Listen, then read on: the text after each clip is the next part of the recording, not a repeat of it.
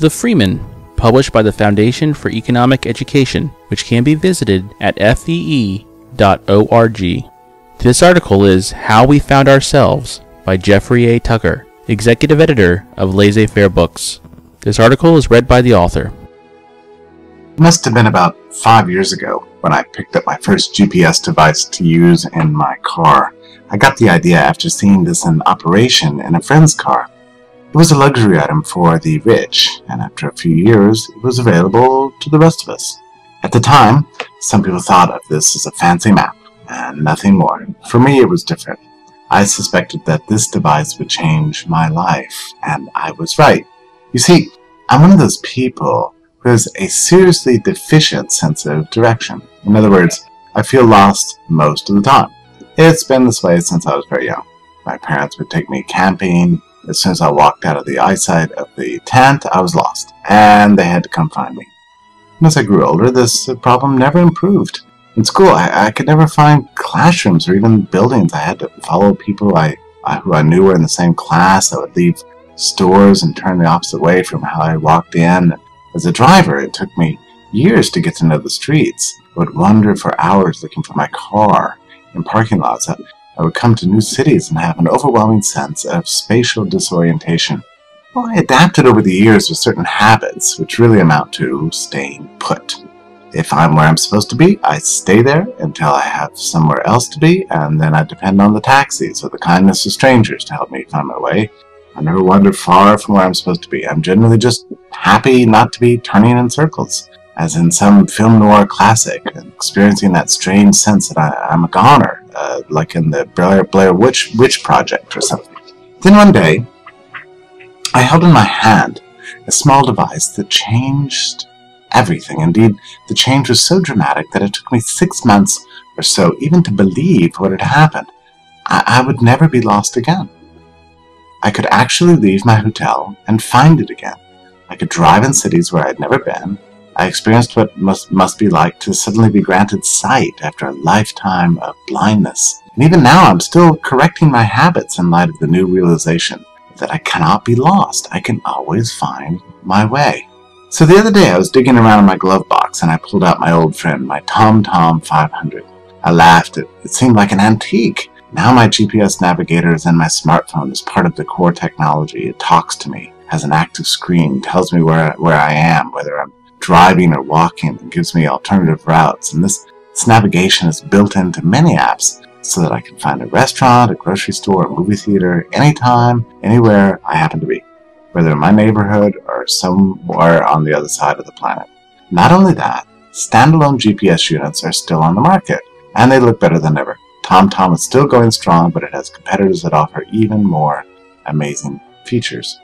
Do you remember the hysteria about how the iPhone changed its mapping solution? Outrage follows. Well, a few weeks later, everyone decided, this is pretty good after all. Well, this new mapping solution had its origin in my own TomTom antique that is now seriously with the times. It's astonishing if you think about it. No one born less than 10 years ago will ever have to experience the sense of anxiety and fear that comes with spatial disorientation, unless, of course, they forget their devices.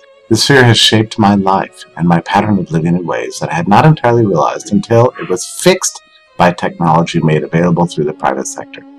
No one in the future will have that same life handicap. Another human problem is solved. It should be added to the list of problems solved. Widespread malnutrition, common infant death, diseases like scurvy and polio, ignorance of essential facts of life, the inability to communicate with people outside your immediate community, the inability to travel without terrible danger, freezing in winter, and so on. There are millions of problems that have vexed humanity, but people in the private commercial sector are mostly solving them, one by one, whenever they are allowed to. Now, those of you who know about GPS are immediately objecting. The core technology was a government innovation and is still maintained by government. But look closely. The idea behind GPS was an innovation of several scientists working for universities, not government. Government saw its usefulness for espionage and nationalized it, keeping it under extreme secrecy for decades and not letting any commercial companies develop it. It was one of the few achievements of the Reagan administration that finally loosened up in 1983 and gave GPS to the commons. No one really cared at the time. The truth is that this event was huge and important. It was just the beginning. And whereas Reagan's solution kept the best digital real estate for the military, Clinton went even further and unleashed the whole of the energy to the commercial sector. That's when the innovation began and also the glory. In other words, GPS is like the internet generally. That is, something that was of little or no benefit to humanity until government permitted the private sector to go in, energize it, and make it wonderful. And it has changed life for millions, not only for spatial idiots like me, but for everyone. In the future, and probably in the present, it will seem utterly bizarre to anyone that people would not know where they are or how to get where they want to go. For most of 2.6 million years, people had no idea where they were on the globe. The Bible tells us that the children of Israel wandered aimlessly in the desert for fully 40 years. And then, about 500 years ago, we had some sense that there were distant oceans and land, and we developed a better means to represent these features in the world of 2D, which we call a map. Map makers became more precise in the 20th century. Now here we are, holding a device in our hands, something available to the masses, that not only pinpoints our whereabouts with absolute certainty, but tells us where everything we want is as well. In all my reading, I can't recall anyone drawing attention to this dramatic change in the social order and our sense of what is possible. We have found ourselves. We know where we are. After millions of years of struggle, it's all happened for each of us only in the last 5 years. I recall no big announcement that said, "Humanity is hereby saved from being lost." No, not even the official TomTom website includes a word about the history of the company or its technology.